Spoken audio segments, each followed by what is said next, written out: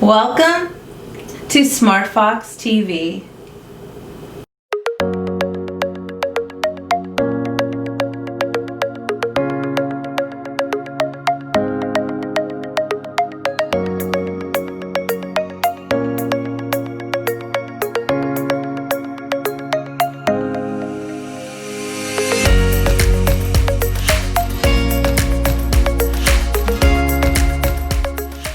Good morning, everyone. I'm Chris Yates, and this is the news for November 18th, 2020.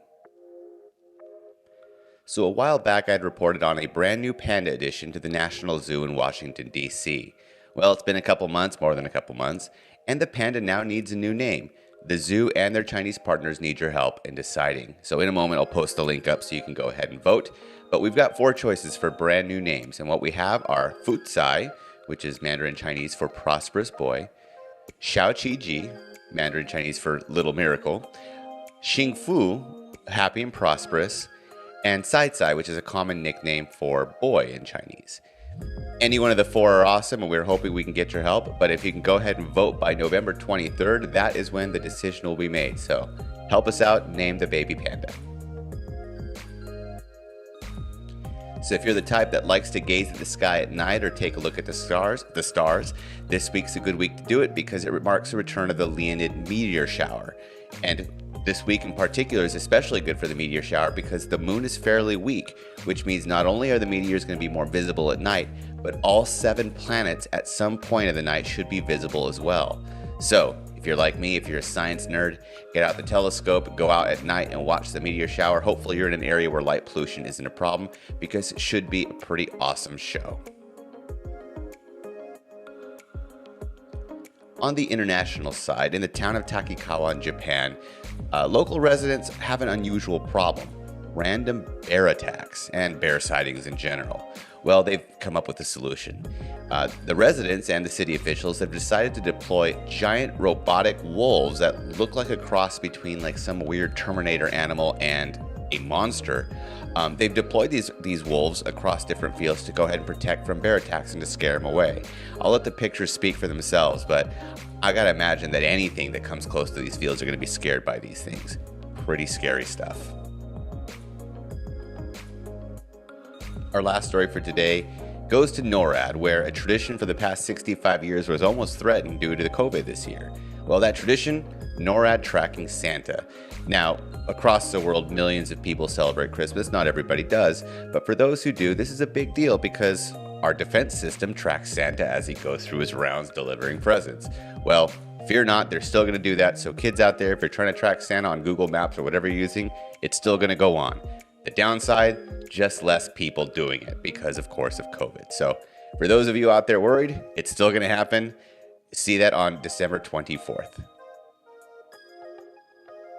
Thank you for watching the news. I'm Chris Yates. Until next time. Good morning, everyone. Kim here, and thanks for joining me for Did You Know?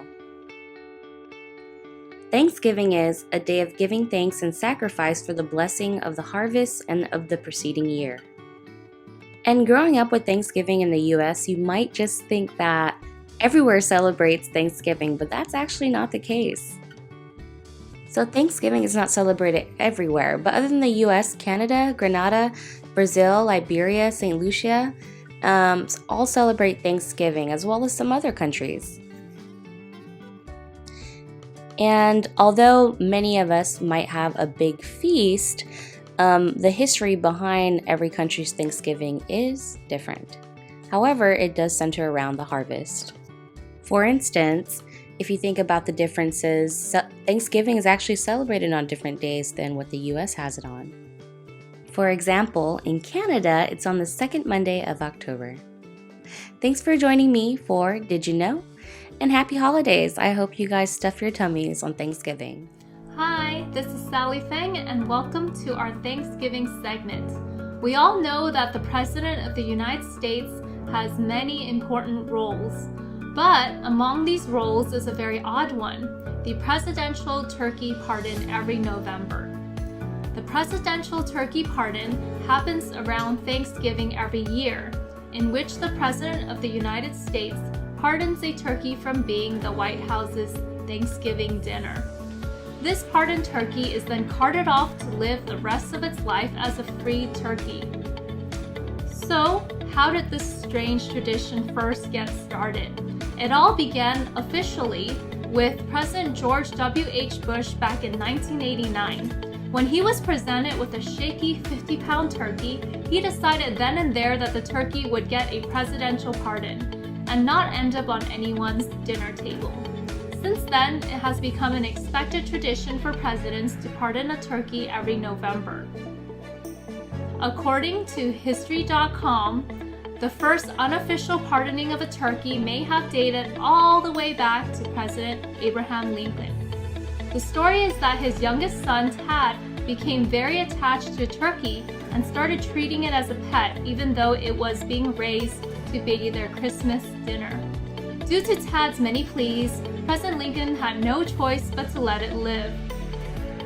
Although President Harry Truman is often credited for doing the first presidential turkey pardon, he was only responsible for starting the tradition of the president taking a picture with a turkey every Thanksgiving.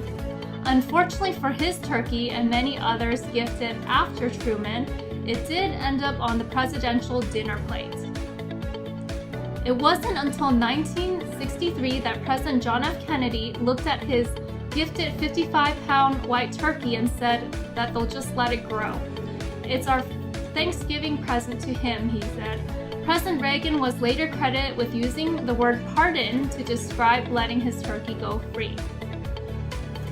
So, where do the freed turkeys actually go? For many years, they went to a farm that was ironically called Frying Pan Farm in Virginia. From 2005 to 2009, they were at Disneyland and Walt Disney World as part of the park's annual Thanksgiving parade. Typically, they are sent to a designated farm to live as free birds for their short, albeit stress-free life. Of all the turkeys in the world, they must be the most thankful every November. We hope you find many things to be thankful for this season. Thanks again for joining us. Thanks for watching SmartFox TV. I'm Chris Yates. I'm Kim. I'm Sally. I'm Tracy. Until next time, stay Stay foxy. foxy.